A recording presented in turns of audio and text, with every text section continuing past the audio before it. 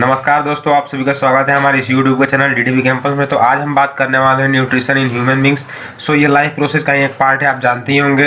तो life process की already 4 video upload हो चुकी है। लिस्ट आपको प्लेलिस्ट का लिंक आपको डिस्क्रिप्शन बॉक्स में मिल जाएगा, आप जाकर देख लीजिएगा। तो ये हमारा पार्ट 5 होगा और इसमें हम पढ़ने वाले हैं न्यूट्रिशन इन ह्यूमन बींग।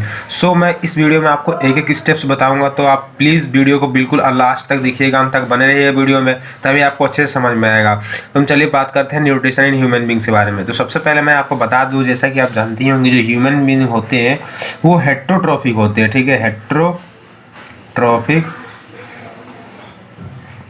ठीक है, हेट्रोट्रॉफिक मोड ऑफ न्यूट्रिशन होता है उनमें। ठीक है, और हेट्रोट्रॉफिक में होते हैं होलोजोइक। ठीक है, जो उनका मोड ऑफ न्यूट्रिशन होता है वो होता है होलोजोइक मोड ऑफ न्यूट्रिशन। तो जैसा कि हम जानते हैं कि जो होलोजोइक मोड ऑफ न्यूट्रिशन वाले ऑर्गेनिजम्स होते हैं उनमें टोटल 5 स्टेप्स होते हैं हमारा पूरा न्यूट्रिशन लेने का, डाइजेस्ट करने का, एब्जॉर्ब वगैरह करने का। ठीक है, तो 5 जो स्टेप्स होते हैं, सबसे पहला होता है इसमें इंजेशन। ठीक है, दूसरा स्टेप होता है डाइजेशन, तीसरा स्टेप होता है absorption,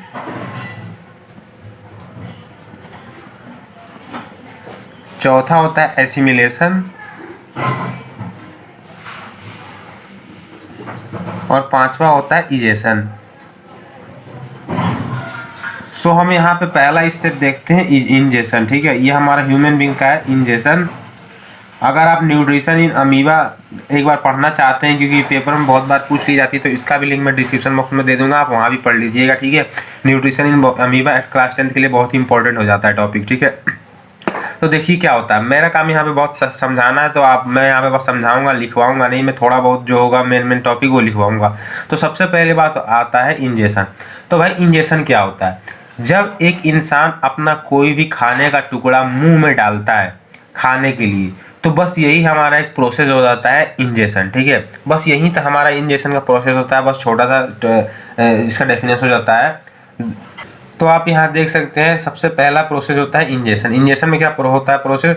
the process in which an organism put in food into the mouth is called ingestion. मतलब कि कोई भी ऑर्गेनिज्म, बेसिकली हम यहाँ ह्यूमन बींग्स की बात कर रहे हैं, तो हम ह्यूमन बींग्स में यहाँ ह्यूमन बींग्स भी लिख सकते थे, है ना। कोई भी ह्यूमन बींग्स अपना भोजन अपने मुंह में रखता है, ठीक है, तो उसे हम उस प्रोसेस को बोलते हैं इंजेशन। बस इंजेशन की एक छोटी सी यही एक प्रोसेस होती है। ठीक है, अब दूसरे टॉपिक पे आते हैं, डाइजेशन। ठीक है, सबसे बड़ा प्रोसेस होता है। ठीक है, और इसमें काफ़ी सारे क्वेश्चंस बन जाते हैं, हम इसमें काफ़ी सारे चीज़ों के बारे में पढ़ेंगे, है ना। डाइजेस्टिव ग्लैंड्स, डाइजेस्टिव सिस्टम, है ना। डाइजेस्टिव सिस्टम वैसे एक स्ट्रक्चर होता है जिसका लिंक डिस्क्रिप्शन में उसमें मिल जाएगा, आप उसे भी देख लेना। ठीक है, तो यहाँ हम डाइजेस्टिव ग्लैंड्स के बारे में पढ़ेंगे। ठीक है, और सेलिवरी ग्लैंड वगैरह सब चीज़ के बारे में पढ़ेंगे। तो देखिए क्या होता है हमारा डाइजेशन का प्रोसेस। आप हिंदी में जानते होंगे डाइजेशन का मतलब होता है पचना या पचाना। ठीक है, डाइजेस्ट मतलब पचना। ठीक है, तो देखते हैं डाइजेशन क्या होता है। तो जब हमने अपना इंजेशन के प्रोसेस के दौरान अपना फूड जो हमने मुंह में डाला है, ठीक है, तो हमारा जो डाइजेशन होता है वो माउथ से ही स्टार्ट हो जाता है। जरूरी नहीं है कि हमारा पेट में ही डाइजेशन स्टार्ट होगा, हमारा माउथ से ही डाइजेशन स्टार्ट हो जाता है। सबसे पहला नंबर आ जाता है टीथ। टीथ के बारे में जान लीजिए, क्योंकि टीथ के भी क्वेश्चन आ जाते हैं। देखिए, जो ह्यूमन होता है, ह्यूमन बींग्स होते हैं, वो नेचर में होते हैं, उनका जो टीथ का नेचर होता है उसे बोलते हैं डाइथिकोडेंट। ठीक है, डाइथिकोडेंट बोलते हैं। ठीक है, क्यों डाइथिकोडेंट मतलब क्या होता है, कभी कभी पूछ लेता है भाई ह्यूमन बींग्स का टीथ का नेचर क्या होता है, तो उनका टीथ का नेचर होता है डाइथिकोडेंट। भाई डाइथिकोडेंट क्यों होता है? क्योंकि भाई देखिए, जो ह्यूमन बींग्स होते हैं उनके पूरे लाइफ में उनकी 2 बार दांतें जमती हैं। एक तो मिल्क टीथ होता है, जिसे हम दूध हिंदी में बोलते हैं दूध वाला दांत। ठीक है, मिल्क टीथ इंग्लिश में बोलते हैं, जो कि बच्चों के जमते हैं और करीब 7 साल तक रहते हैं, फिर टूट जाते हैं। ठीक है, वो मिल्क टीथ होता है। ठीक है, एक हमारा होता है परमानेंट टीथ, जो हमारा 7 साल या 8 साल के बाद नया दांतें जमते हैं और वो पूरा लाइफ तक रहता है हमारा। ठीक है, तो वो हमारा हो जाता है परमानेंट टीथ। ठीक है, अब इसलिए हमारा जो नेचर होता है ह्यूमन बींग्स का, टीथ का नेचर, वो डाइथिकोडोंट होता है। डाइथिकोडोंट मतलब क्या होता है? द्विबार दंतीय, हिंदी में बोले तो द्विबार दंतीय। इन ह्यूमन बींग्स का दांत जो होता है 2 बार जमता है, इसलिए बोलते हैं द्विबार दंतीय, इंग्लिश में डाइथिकोडोंट। अब देखिए, जो ह्यूमन बींग्स होते हैं इनके 4 तरीके के दांत होते हैं, ठीक है। सबसे पहले होता है इंसीजर। तो मैं यहाँ पे आपको चार्ट बना के बताता हूँ, टीथ के चार्ट, मतलब कि पार्ट अच्छे से बता दूँ, क्योंकि ये भी क्वेश्चन में एग्जाम में पूछ लिया जाते हैं। तो देखिए, जो टीथ होते हैं वो ह्यूमन बींग के 4 तरीके के होते हैं, ठीक है। ठीक है, ये सीक्वेंस भी आप याद कर लेना, क्योंकि इसी सीक्वेंस से जो टीथ फॉर्मूला होता है, डेंटल फॉर्मूला, वो बनता है, ठीक है। डेंटल फॉर्मूला भी कभी अगर पूछ लिया था, डेंटल फॉर्मूला क्या है मैं वो भी बताऊंगा। अभी फिलहाल मैं आपको बताता हूँ इसके टाइप्स, ठीक है। तो सबसे पहले आ जाता है इंसीजर, दूसरा आ जाता है केनाइन, तीसरा आ जाता है प्रीमोलर, और चौथा आ जाता है मोलर, ठीक है। अब देखते हैं, देखिए ये हमारा क्या होता है, incisor, canine, premolar and molar. अब इंसीजर का क्या काम होता है? इंसीजर का काम होता है बाइटिंग, मतलब काटने का। देखिए हमारा ये जो दांत होता है कुछ इस तरीके का होता है, ठीक है। ऐसे होता है हमारा जबड़ा, जो ऐसे होता है, ठीक है, ऐसे होता है।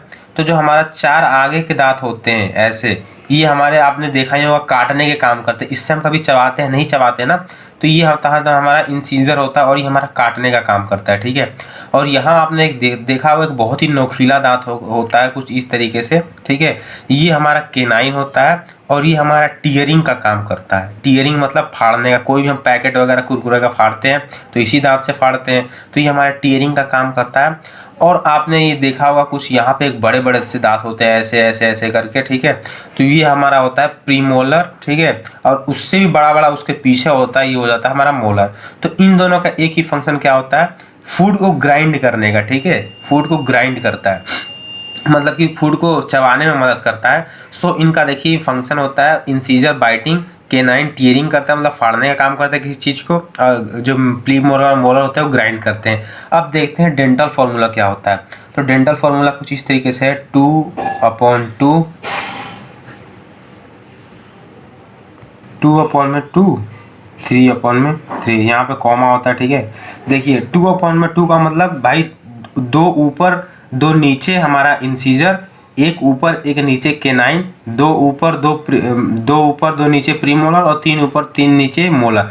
देखिए एक और मैं आपको डाउट में क्लियर कर दूं, जो बहुत ही कम लोगों को पता होता है। जो हमारा टीथ होता है, तो हमारा जो ये फॉर्मूला बनाया गया है कुछ एक तरीके से बनाते हैं, ठीक है।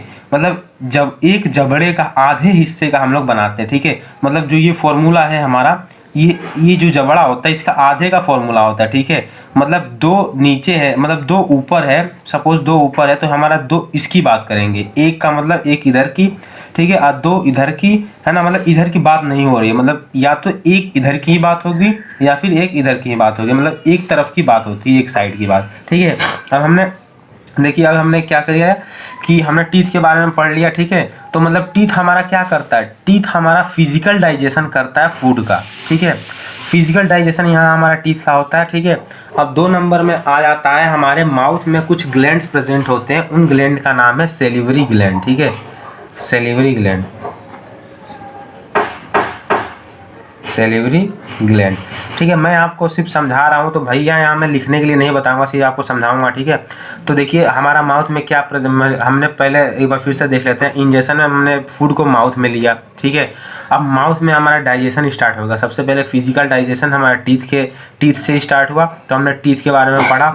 उसके बाद फिर केमिकल डाइजेशन भी हमारा माउथ में होता है, ठीक है। अब हम केमिकल डाइजेशन किससे होता है भाई? सलाइवा से होता है। सलाइवा, लार, जो हमारे मुंह में थूक बनता है, लार, उसी से हमारा केमिकल डाइजेशन होता है। वो भी बहुत ही इंपॉर्टेंट होता है, कोई हमारा लार फालतू चीज़ें नहीं होती हैं, ठीक है। अब लार कहाँ से निकलता है? लार हमारा सेलिवरी ग्लैंड से निकलता है, जो कि माउथ में ही प्रेजेंट होता है। और सेलिवरी ग्लैंड कुछ 3 तरीके के होते हैं, ठीक है। 3 तरीके कौन कौन से होते हैं भाई, मैं आपको बता दूं। सेलिवरी ग्लैंड 3 तरीके के होते हैं। देखिए पहला होता है सेलिवरी, पहला होता है पैराटॉइड, पैराटॉइड। दूसरा होता है सबलिंगुअल, और तीसरा होता है सब मैक्सिलरी।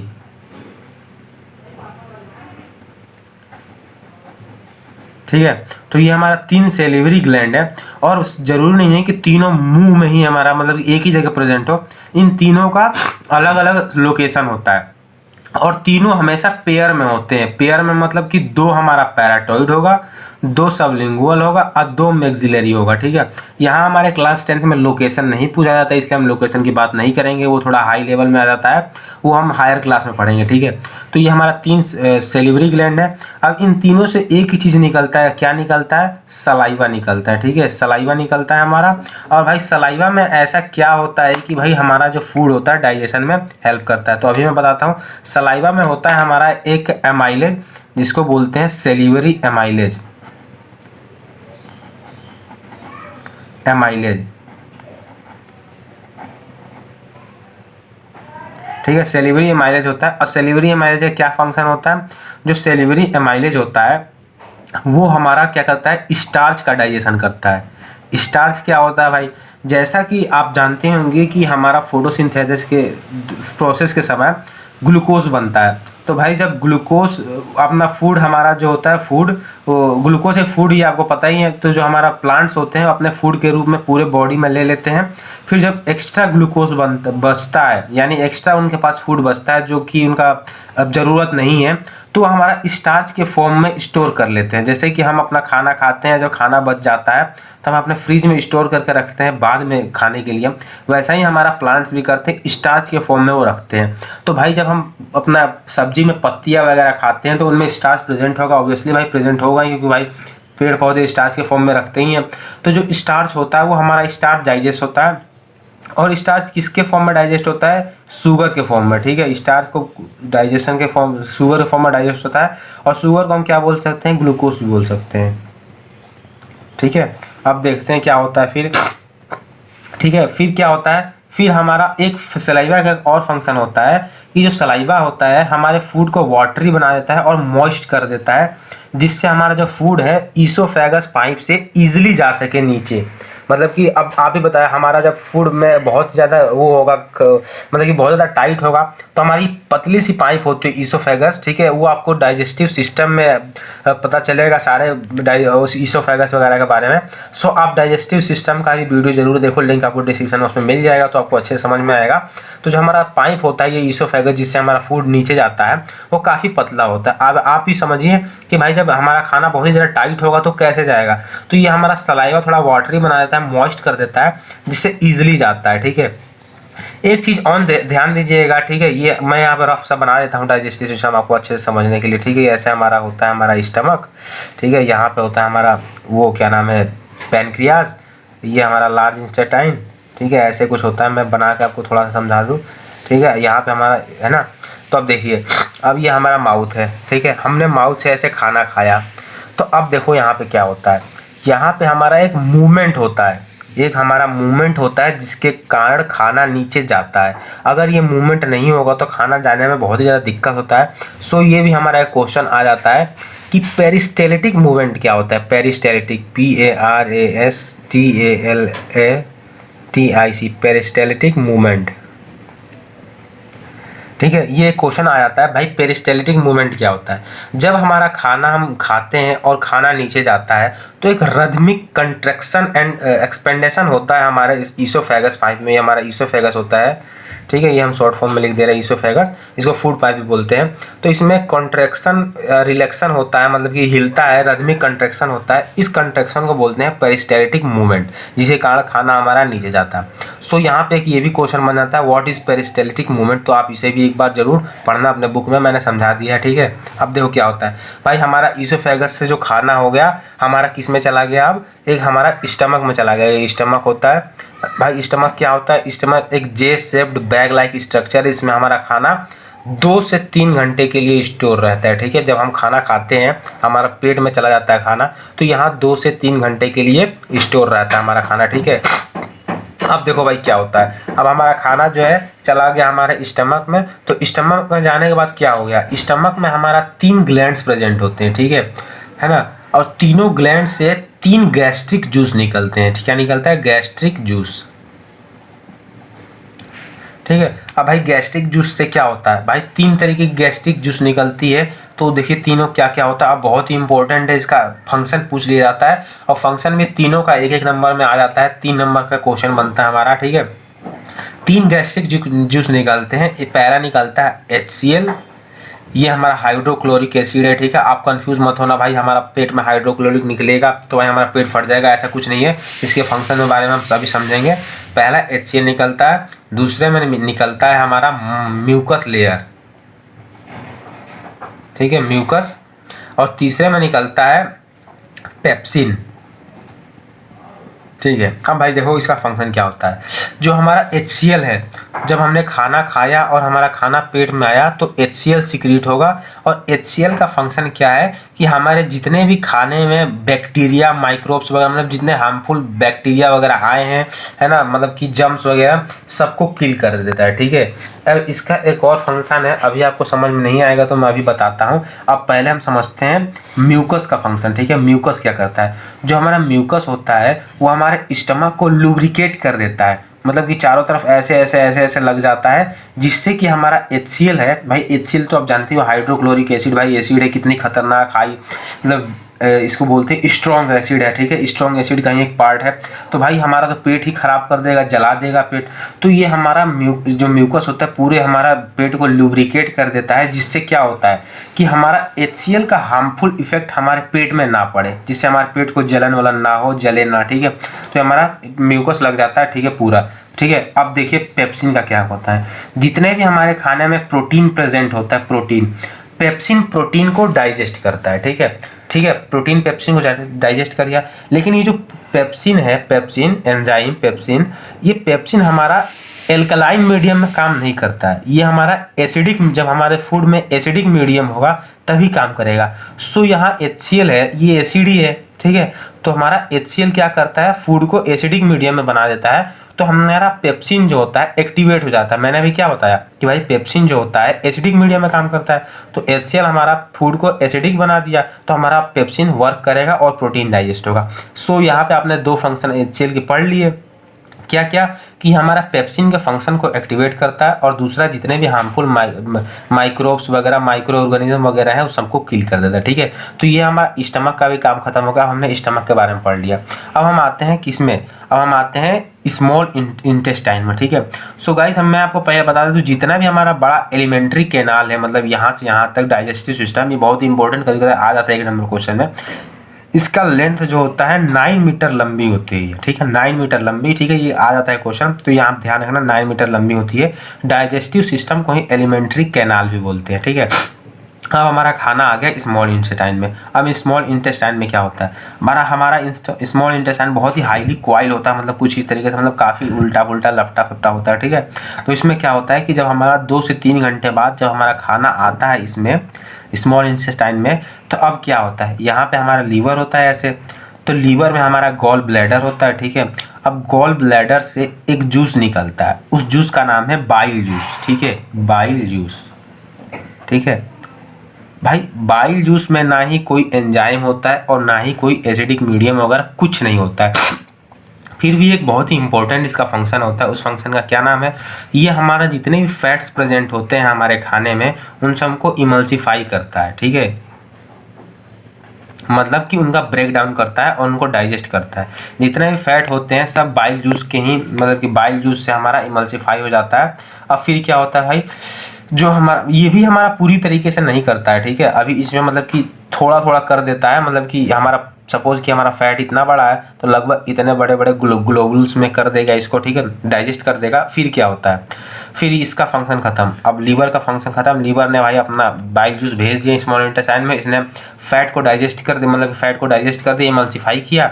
अब क्या होता है, ये हमारा होता है पैनक्रियास, ठीक है। अब मैं नेक्स्ट पेज पे चलता हूँ, ठीक है, अभी आपको यहाँ अच्छे से समझ नहीं आएगा इसलिए नेक्स्ट पेज पे चलता हूँ। सो अभी हमने देखा अपना ये बाइल जूस का फंक्शन देख लिया, लीवर के बाइल जूस का फंक्शन देख लिया। अब हम आते हैं पैनक्रियास पे। देखो भाई इस सब सिस्टम से होता है, ठीक है। पहले स्टमक में काम हुआ, फिर स्मॉल इंटेस्टाइन में बाइल जूस का काम हुआ। अब सबसे लास्ट मतलब कि तीसरे नंबर में होगा पैनक्रियास का काम। अब पैनक्रियास में क्या क्या होता है भाई, पैनक्रियास एक लीफ लाइक स्ट्रक्चर होता है जो कि हमारे स्टमक के पैरेलल होता है, ठीक है, पैरेलल होता है। तो भाई देखो क्या होता है, जो हमारा पैनक्रियाज है इसमें ना 3 तरीके के एंजाइम होते हैं, ठीक है, 3 तरीके के एंजाइम होते हैं। अब कौन कौन से होते हैं? एक होता है pancreatic amylase, CREATIC pancreatic amylase.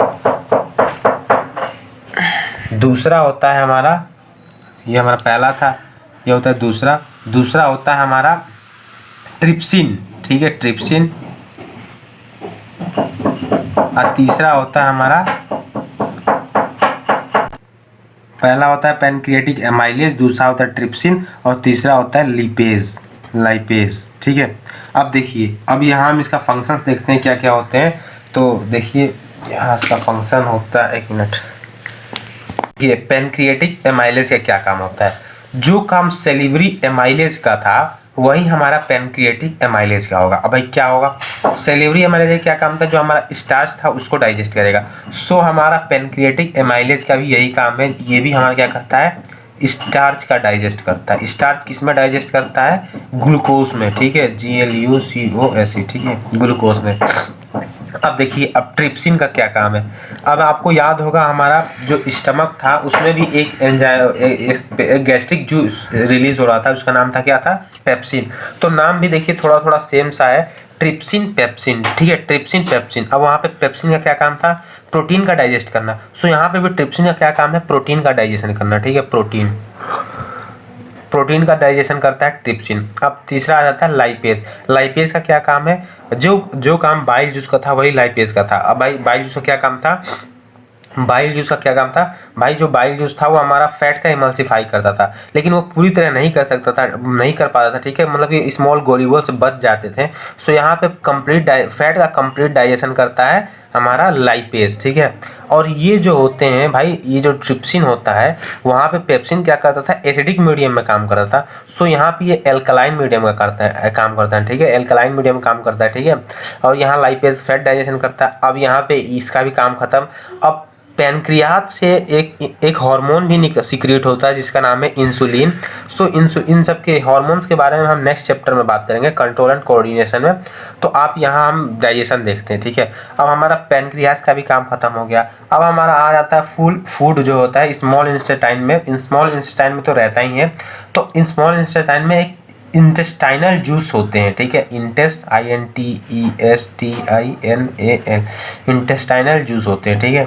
अब भाई देखो एक चीज, एक आपको और बहुत ही इंपॉर्टेंट क्वेश्चन 1 नंबर में पूछ लिया जाता है, what is the site of complete digestion of food? मतलब जो फूड का कंप्लीट डाइजेशन होता है उसका साइट क्या होता है? मतलब जो फूड होता है कंप्लीट पूरा तरीके से डाइजेस्ट कहाँ होता है? तो इसका आंसर होता है स्मॉल इंटेस्टाइन, जो क्योंकि स्मॉल इंटेस्टाइन में ही पूरी तरीके से जो फूड होता है डाइजेस्ट होता है। सो यहाँ पे देखो, अब यहाँ पे बात कर लेते हैं इसके बारे में, इंटेस्टाइनल जूस होते हैं। अब जितने भी हमारे नहीं पच पाए हैं खाना, मतलब कि सपोज हमारा लाइपेज ने फैट को डाइजेस्ट किया, लेकिन सपोज इसने भी पूरी तरह नहीं डाइजेस्ट कर पाया, कुछ बच गए हमारे मॉलिक्यूल्स। ट्रिप्सिन ने भी पूरी तरीके से प्रोटीन नहीं डाइजेस्ट कर पाया, कुछ बच गए हमारे मॉलिक्यूल। सो यहाँ पे हमारा इंटेस्टाइनल जूस जो होता है कंप्लीट डाइजेस्ट कर देता है फैट प्रोटीन जो भी बचा हमारा, ठीक है। तो इंटेस्टाइनल जूस जो होता है सभी को कंप्लीट डाइजेस्ट करता है। उसके बाद क्या होता है? इसके बाद हमारा जो होता है डाइजेशन का प्रोसेस हो जाता है खत्म, ठीक है। अब यहाँ पर डाइजेशन का प्रोसेस का यहीं पे एंड हो जाता है। अब हमारा तीसरा प्रोसेस आ जाता है हमारा एब्जॉर्प्शन, ठीक है, एब्जॉर्प्शन। सो यहाँ पे हमारा डाइजेशन ही इतना लंबा टॉपिक था, ये एब्जॉर्प्शन ही बहुत ही ज़्यादा छोटा टॉपिक है, ठीक है। तो देखिए एब्जॉर्प्शन में क्या होता है। अब हमारा देखो ये हमारा स्मॉल इंटेस्टाइन है कुछ इस तरीके से, यहाँ पे हमारा खाना है। तो स्मॉल इंटेस्टाइन में एक बहुत ही छोटे छोटे फिंगर लाइक प्रोजेक्शंस होते हैं जिनको हम क्या कहते हैं? बिलाई, ठीक है। ये हमारे नेक्ड आई से नहीं देखते, हमारे स्मॉल इंटेस्टाइन में कुछ इस तरीके से प्रेजेंट होते हैं, ठीक है, हमारे नेक्ड आई से नहीं देखते, इन्हें माइक्रोस्कोप से ही देख सकते हैं। इसको बोलते हैं स्मॉल फिंगर लाइक प्रोजेक्शन होते हैं, इनको बोलते हैं विलाई, ठीक है। विलाई का क्या फंक्शन होता है? जो विलाई होता है इनमें मतलब कि हाई ब्लड कैपिलरीज होते हैं, बहुत सारी ब्लड कैपिलरीज होती है, बहुत सारी इसमें हाई रीच ऑफ ब्लड होता है, मतलब बहुत सारी, मतलब ब्लड इसमें बहुत ही ज़्यादा प्रेजेंट होता है। सो इसका क्या काम होता है? ये हमारा जो जितने भी हमारा डाइजेस्टेड फूड है सबको एब्जॉर्ब करता है, ठीक है, सबको एब्जॉर्ब कर लेता है, ठीक है। डाइजेस्टेड फूड जितने भी होते हैं सबको एब्जॉर्ब करता है। और इसका एक और फंक्शन होते हैं कि जो हमारा स्मॉल इंटेस्टाइन होता है इसका जो वो क्या नाम है, जो इसका स्मॉल इंटेस्टाइन है, विलाई क्या काम करता है, इसका जो एरिया होता है इसको बढ़ा देता है, मतलब इसका वाइड रेंज ऑफ व्यू इसका देता है, जिससे हमारा क्या होता है, ज़्यादा से ज़्यादा खाना हमारे स्मॉल इंटेस्टाइन में आ सकेगा, ठीक है, ज़्यादा से ज़्यादा। तो भाई ज़्यादा से ज़्यादा जब खाना आएगा पचा हुआ, तभी हमारा मतलब कि एब्जॉर्ब ज़्यादा से ज़्यादा और जल्दी से जल्दी हो पाएगा। सो यहाँ पे हमारा विलाई का क्या फंक्शन होता है, जितना भी हमारा डाइजेस्टेड फूड है सबको एब्जॉर्ब कर लेता है। क्यों? क्योंकि इसमें बहुत सारी ब्लड कैपिलरीज होती हैं, उनमें बहुत सारा ब्लड होता है, ठीक है, इसलिए जल्दी से जल्दी एब्जॉर्ब कर लेता है। सो इस प्रोसेस को बोलते हैं हम एब्जॉर्प्शन, ठीक है, क्योंकि यहाँ पर जितने भी हमारा खाना होता है सब एब्जॉर्ब होता है, ठीक है। तो मैं यहाँ पर डेफिनेशन लिख देता हूँ, द प्रोसेस। सो देखिए हमारा एब्जॉर्प्शन क्या होता है, the process in which digested food is absorb by villi in small intestine is called absorption. मतलब कि वो प्रोसेस जिसमें डाइजेस्टेड फूड मतलब पचा हुआ खाना एब्जॉर्ब हो विलाई के थ्रू, मतलब विलाई के द्वारा स्मॉल इंटेस्टाइन में, उसे एब्जॉर्प्शन बोलते हैं, ठीक है। तो बस यही एब्जॉर्प्शन होता है। अब चौथा हमारा आ जाता है एसिमिलेशन। एसिमिलेशन, अब भाई एसिमिलेशन में एक बहुत ही छोटा सा प्रोसेस है। एसिमिलेशन में क्या होता है कि जो हमारा एब्जॉर्ब फूड है, जो हमने अभी एब्जॉर्ब किया है विलाई के थ्रू, वो हमारा ब्लड के थ्रू, ब्लड से ट्रेवल होकर हमारा सभी एक टिश्यूज, एक पार्टिकुलर टिश्यूज जहाँ इसकी ज़रूरत है हमको, जहाँ एनर्जी की ज़रूरत है, वहाँ पहुँचे एक टिश्यू के पास, सेल्स के पास। इस प्रोसेस को बोलते हैं एसिमिलेशन, ठीक है। एसिमिलेशन क्या होता है कि जो हमारा एब्जॉर्ब फूड है वो हमारा ब्लड के थ्रू पहुँचे हमारे सभी सेल्स तक एनर्जी के लिए, ये हमारा प्रोसेस हो जाता है एसिमिलेशन। अब पाँचवा देखिए क्या होता है, पाँचवा हो जाता है इजेशन। इजेशन क्या होता है भाई, इजेशन मतलब इजेक्ट करना, मतलब कि किसी चीज़ को बाहर निकालना। इजेशन में क्या होता है कि जो हमने खाना पचाया है, लेकिन कुछ ऐसे वेस्ट हो जाते हैं जो हम पच नहीं पाता, अनडाइजेस्टेड फूड जिसे बोलते हैं, ठीक है। अनडाइजेस्टेड फूड जो पचता नहीं है और हमारा मतलब कि सॉलिड फॉर्म में बच जाता है, उसको हम बोलते हैं अनडाइजेस्टेड फूड, ठीक है। वो हमारा अनडाइजेस्टेड फूड कहाँ जाता है, स्मॉल इंटेस्टाइन से होके हमारा चला जाता है लार्ज इंटेस्टाइन में, ठीक है। अब लार्ज इंटेस्टाइन में क्या होता है, जो हमारा अनडाइजेस्टेड फूड है उसमें जितना भी वाटर है सब हमारा लार्ज इंटेस्टाइन क्या करता है, एब्जॉर्ब कर लेता है। सो हमारा ये जो हमारा अनडाइजेस्टेड फूड है उसके बाद बच जाता है सॉलिड फॉर्म में। तो इसे साइंस की लैंग्वेज में कहते हैं रफेज, ठीक है। जो अनडाइजेस्टेड फूड है इसे बोलते हैं रफेज या फिर फीसेज। अब ये हमारा क्या होता है, अब ये हमारे बॉडी के लिए तो वेस्ट ही है, ठीक है। तो ये हमारा क्या होता है, हमारा जो एनस होता है, एनस, यहाँ पे जो एनस प्रेजेंट होता है, ये आपको डाइजेस्टिव सिस्टम में मतलब कि स्ट्रक्चर में समझ आएगा, तो वो आप वीडियो जरूर देखना, आपको लिंक डिस्क्रिप्शन बॉक्स में मिल जाएगा। सो यहाँ पे एनस के थ्रू हमारा ये बाहर निकल जाता है। तो इस प्रोसेस को बोलते हैं इजेशन। इजेशन क्या प्रोसेस होता है, the removal of undigested food from body through anus is known as egestion. So यहाँ मैं आपको लिख देता हूँ इजेशन की डिफिनेशन। Egestion, the removal,